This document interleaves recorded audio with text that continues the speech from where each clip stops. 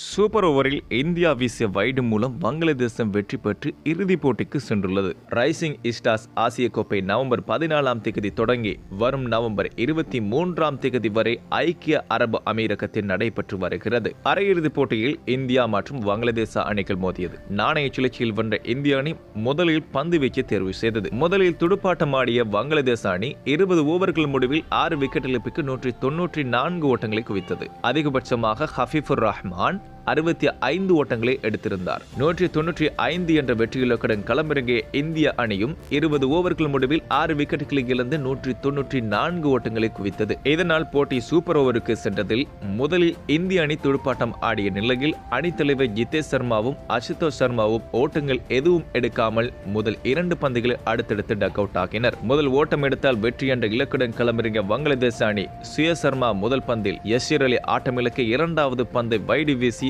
அதன் மூலம் ஒரு ஓட்டம் பெற்று வெற்றி பெற்றது.